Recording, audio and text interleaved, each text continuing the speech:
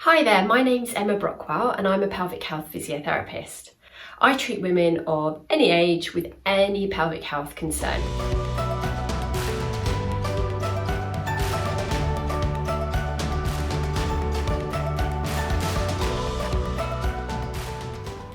I work in two separate clinics, one based in London and one based in Surrey. This morning I'm going to talk to you about your pelvic health, what it is, how you can look after it, how you can protect it throughout pregnancy, motherhood and beyond. Pelvic health issues can affect any of us at any age, but we often become more aware of them around pregnancy and after childbirth. During pregnancy, our bodies change really quickly and very dramatically. Our tummies grow, hormonal changes, postural changes, all can lead to the tissues around our abdominal wall and pelvis lengthening and weakening. Whether you deliver via C-section or vaginally, tissue damage can occur, and these occurrences can often lead to pelvic health conditions or pelvic floor dysfunction. For example, leaking urine, fecal incontinence, pelvic organ prolapse, painful sex. All of these conditions can really affect your physical health. Women often stop doing a lot of the exercise and physical activity they love to do. They stop jumping on trampolines, they stop running around after the children because they leak urine. Often women stop having sex because it becomes very painful and uncomfortable. These conditions obviously can affect your mental health too. There's a very strong link with depression and leaking urine. Pelvic health issues are common, but they aren't normal. 1 in 3 women after having a baby will suffer from urinary leakage. 1 in 10 will suffer from fecal incontinence. 1 in 10 will also suffer from painful sex. It's also thought that around 1 in 2 women at some stage of their life after having a baby will experience some symptoms of pelvic organ prolapse. These symptoms are often shrouded in stigma and taboo. Women are often too embarrassed to talk about them, so don't seek help or treatment. Often, women are led to believe that these symptoms are a natural consequence of having a baby and just something that they should put up with for the rest of their lives. I'm here to tell you that that is not the case. These symptoms not only are common but not normal, but they are treatable. There is help out there. There are also things that you can do to help improve your symptoms and even prevent them. There are a lot of myths surrounding pelvic health, so I wanted to spend a few moments busting some of those myths right now. So number 1, you can't have pelvic floor issues or pelvic health issues when you have a cesarean section. Sadly, that's not true. It doesn't matter how you deliver baby, you can still experience pelvic health issues whether you have them vaginally or whether you have baby via cesarean section. Number 2, pelvic health issues will go away on their own. Sadly, again, another myth. Pelvic health issues will not go away if left untreated. In fact, they're likely to get worse. Number 3, I've had babies and I have no pelvic health concerns.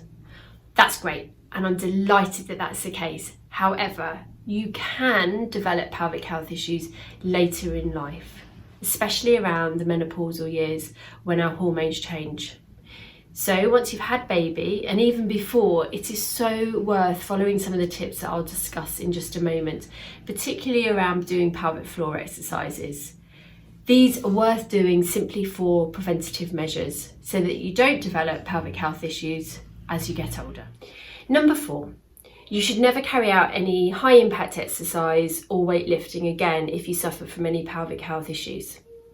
While it's true that high impact and weightlifting exercise can make symptoms of pelvic health a lot worse, however, if you seek the correct treatment, ideally with a pelvic health physiotherapist, they should be able to work with you to not only improve your symptoms, but also return you to the sport that you love. And finally, number 5, surgery is the only treatment or form of management that will resolve symptoms of pelvic health. This is completely not true. In fact, what should happen when you seek help for pelvic health issues is that in general you're referred to a pelvic health physiotherapist. Now, that treatment isn't going to resolve your symptoms straight away. It can take months, anywhere up to 6 to 12 months. But with the correct treatment, hopefully most women will resolve their symptoms without needing to go down the surgical route at all. Now that you have more of an understanding of your pelvic health, I want to offer you some tips that are going to help improve your pelvic health, but also protect it as well. My first tip would be avoid getting constipated. When we're constipated, it makes it hard to open our bowels. And when it's hard to open our bowels, we often strain. Straining can put a lot of pressure on our pelvic organs and weaken our pelvic floor muscles, which can then lead to pelvic organ prolapse. To avoid straining, keep yourself hydrated, drink plenty of water throughout the day. Also, try adopting the squatty potty position, as this picture shows here. If you grab a small stool and put it under your feet, that will raise your knees higher than your hips, and it can just make opening your bowels that much easier. My next tip would be to avoid holding your breath when you lift. Particularly when we lift something heavy, we're often inclined to hold our breath and brace because it feels more supportive. However, when you do this, it creates a lot of pressure, and that pressure can often weaken the pelvic floor. So when you do lift something, try and breathe out through your mouth, squeeze your pelvic floor as you do so, and then lift the object. My third tip would be to see your GP if you have any signs of pelvic floor dysfunction, leaking urine, fecal incontinence, pelvic organ prolapse, pelvic pain, painful sex. Ideally, they'll refer you to someone like me, a pelvic health physiotherapist. We are trained to treat all pelvic health conditions, and we're really good at it. So please don't be embarrassed. The help is there. Please ask for it. My fourth tip would be that if you've just had a baby, don't return to high impact exercise like running or HIIT too soon. For years, we've been led to believe that after we've had our 6-week GP check, we can return to any type of exercise that we wish to. However, through evidence and research, we now know that for most women, 6 weeks is too soon to return to high impact exercise. If you do want to return to high impact exercise, I would strongly encourage you to see a pelvic health physiotherapist who can guide you, who can rehabilitate you and help you build those building blocks back to returning to high impact exercise safely and effectively. My final tip is to do your pelvic floor exercises. Your pelvic floor is designed to stop you leaking poo, wee and wind. It supports your pelvic organs, your bladder, your bowel and your uterus. A strong pelvic floor can give you a better sex life too. And it's also designed to help improve the support and stability around your pelvis and low back.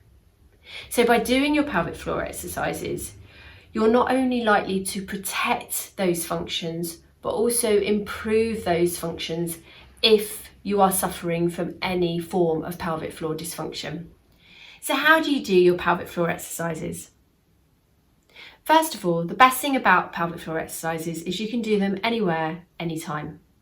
The ideal position is to do them upright, so sitting or standing.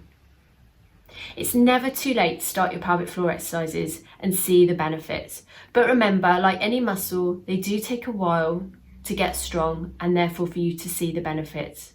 It could take a few months for you to really see the effects the pelvic floor exercises can have. Before you start your exercises, it can sometimes help to know what your pelvic floor actually looks like. So here is a model of your pelvic floor. This is your pelvis. Here is your urethra where you pee, your vagina and your back passage. The whole red area here is your pelvic floor. So it's a pretty big muscle and the whole area needs to be exercised. When it comes to exercising your pelvic floor, the best cue that I can offer you is to suggest squeezing your back passage as if you're trying to stop yourself passing wind. That should activate that whole area that I've just shown you. We recommend that you carry out your pelvic floor exercises every day. If you don't have any pelvic floor issues, then aim to carry them out at least once a day. If you do have symptoms of pelvic floor dysfunction, I'd encourage you to try and do your pelvic floor exercises at least 3 times a day. The aim is that you're carrying out 10 repetitions where you hold your pelvic floor for 10 seconds. You then aim to carry out 10 fast activations where you quickly squeeze your pelvic floor and slowly release. Quickly squeeze and slowly release.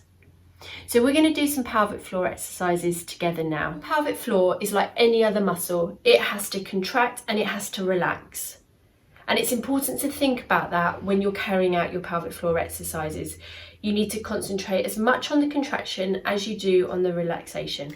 So before I leave you this morning, let's do a couple of pelvic floor exercises together so I leave you feeling pelvic floor happy. Let's start with the slow exercises. So sitting on a chair or on a floor, if you're in a chair, make sure your feet are hip width distance apart.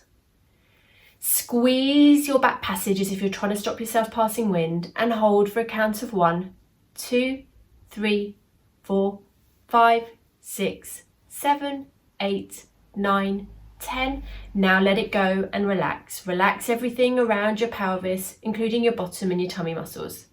Let's do one more. Squeeze back passage as if you're stopping yourself passing wind and hold for 1, 2, 3, 4, 5, 6, 7, 8, 9, 10. Now let's do a few fast activations. Squeeze your back passage quickly. Now slowly release. Squeeze quickly, slowly release. One more for luck. Squeeze quickly and slowly release. I hope that gives you a really good idea of how to do your pelvic floor exercises. Why not try and do a few more during the rest of the Happy Mum, Happy Baby virtual festival?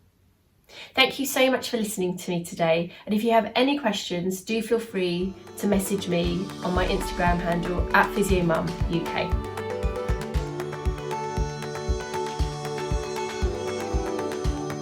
Thank you for watching.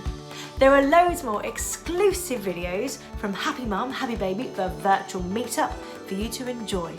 Just go to happymumhappybaby.com. And a special thank you to Pura, one of our wonderful sponsors, for helping us bring the magic to life. Thanks guys. See you later.